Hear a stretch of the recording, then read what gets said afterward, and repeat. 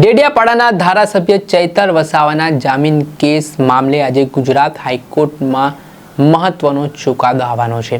જે રીતે ચૈતર વસાવા પક્ષના વકીલ અને સરકારી પક્ષના વકીલો વચ્ચે દલીલો થઈ અને આ દલીલો બાદ આજે ગુજરાત હાઈકોર્ટે ચુકાદો ત્યારે ગુજરાત હાઈકોર્ટે આ બાબતે ચુકાદો અનામત રાખ્યો હતો।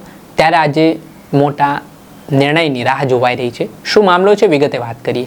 વૈષ્ણવજન તો તેને કહીએ જે પીડ પરાઈ જાનાને રે। દર્શક મિત્રો, નવજીવન ન્યૂઝમાં આપનું સ્વાગત છે। હું છું ફૈઝાન। વાત કરીએ તો નર્મદા જિલ્લાના ડેડિયાપાડાના ધારાસભ્ય ચૈતર વસાવા હાલ જેઓ વડોદરા સેન્ટ્રલ જેલમાં બંધ છે।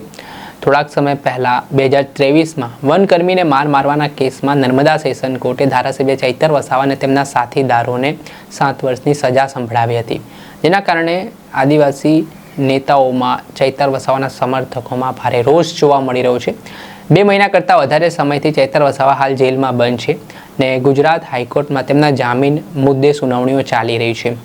ત્યારે આજે 10 ઓગસ્ટના દિવસે ગુજરાત હાઈકોર્ટમાં ચૈતર વસાવાના જામીન મામલે મોટો ફેસલો આવી શકે તે પ્રકારની શક્યતાઓ વ્યક્ત કરવામાં આવી રહી છે।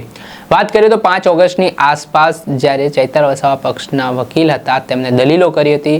3.5 કલાક જેટલો સમય દલીલનો થયો હતો।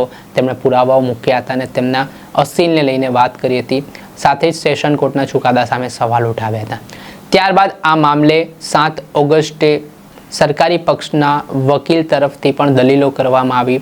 સરકાર તરફી જે ફરિયાદ થઈ છે તેને લઈને પુરાવાઓ રજૂ કરવામાં આવ્યા ને બંને પક્ષોએ 3.5 કલાક દલીલો કરીને દલીલના અંતે આ મામલે હાઈકોર્ટના જજ દ્વારા સોમવારે એટલે કે 10 ઓગસ્ટે આ ચુકાદાને લઈને મહત્વની સુનાવણીની વાત કહી ને તેના સંદર્ભમાં આજે મહત્વનો ચુકાદો આવી શકે છે ને આદિવાસી સમાજની નજર આજના આ મહત્વપૂર્ણ ચુકાદા પર પણ મનાઈ રહી છે।